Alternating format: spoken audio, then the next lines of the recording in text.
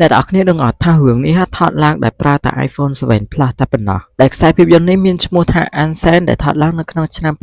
2018ដែលដឹកនាំថតដោយលោក Steven Soderbergh ហើយវាគឺជាសមិទ្ធផលដ៏ល្បីល្បាញមួយដែលសារតែវាត្រូវបានថតទាំងស្រុងដោយប្រើ iPhone 7 Plus ហើយការថតរឿងមួយនេះដោយប្រើទូរស័ព្ទ iPhone មិនដែលសារតែគេខ្វះថវិកាទេគឺដោយសារតែវាគឺជាបច្ចេកទេសនិងសិល្បៈរបស់លោក Steven Soderbergh ដែលរឿងនេះនិយាយអំពីមនុស្សស្រីដែលត្រូវបានគេបង្ខំឲ្យនៅក្នុងមន្ទីរពេទ្យវិកលចរិតហើយគេប្រើទូរស័ព្ទ iPhone ដើម្បីថតដោយសារតែងាយស្រួលនៅក្នុងការដាក់កាមេរ៉ាដែលសារតែទីកន្លែងអត់ធំខ្លាំងពេកទេហើយក៏វាងាយស្រួលជាងការដាក់កាមេរ៉ាធំខ្នាតធំផងដែរហើយការថតបែបនេះវាជួយឲ្យមើលទៅរបៀបថប់អារម្មណ៍អញ្ចឹងណាហើយធ្វើឲ្យយើងយល់ពីអារម្មណ៍តួស្រីខ្លាំងមែនតើដែលសារតែក្នុងរឿងហ្នឹងគឺមានអារម្មណ៍ថាតឹងធូងខ្លាំងមែនតើអញ្ចឹងគេប្រើទូរស័ព្ទ iPhone ទៅគឺវារៀងស្រួលនៅក្នុងការថតហើយក៏មើលទៅល្អដែរហើយការប្រើទូរស័ព្ទ iPhone ដើម្បីថតក៏ថតលឿនផងដែរអ្នកទាំងអស់គ្នាដោយសារតែទូរស័ព្ទ iPhone តូចនិងស្រាលងាយយកទៅថតកន្លែងណាក៏បានដែរវាអត់ដូចជាកាមេរ៉ាធំដែលត្រូវដំឡើងត្រូវការកម្លាំងការងារច្រើននិងយូរ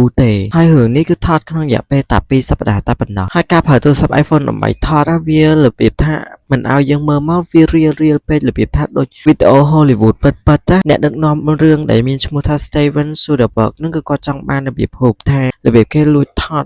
ហើយនឹងរបៀបតាមកាមេរ៉ាសុវត្ថិភាពអីចឹងណាហើយ iPhone ក៏វាមានមុខងារទាំងហ្នឹងអញ្ចឹងធ្វើឲ្យគាត់ងាយស្រួលនៅក្នុងការថតហើយមើលមកតឹងធំខ្លាំងមែនតើហើយរឿងនឹងល្អមើលអ្នកទាំងអស់គ្នាហើយធ្វើឲ្យគាត់ងាយស្រួលនៅក្នុងការសាកប្លង់ច្រើនខ្លាំងមែនតើគាត់ចង់សាកប្លង់កន្លែងណាក៏គាត់ទៅដាក់កន្លែងហ្នឹងដោយសារឲ្យវាងាយស្រួលគាត់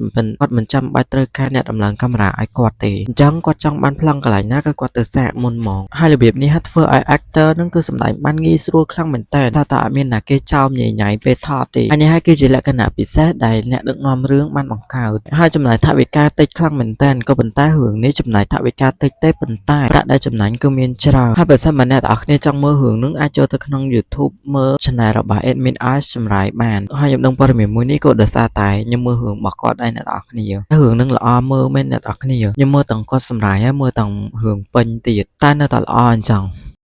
This man, he's followed me all the way here from Boston. I'm calling the cops. I want him arrested.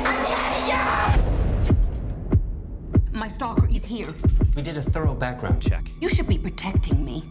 Mom, no one believes me. I'm getting you out. There's nothing we can do unless you have proof that a crime's been committed.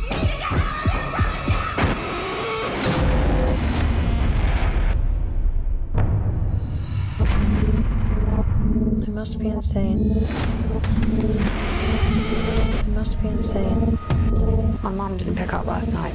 Hello? I must be insane. What happened to her? A dead body was discovered. I must be insane. I must be insane. I must be insane. I must be insane. I'm not crazy! He's here. Or maybe it's all in my head.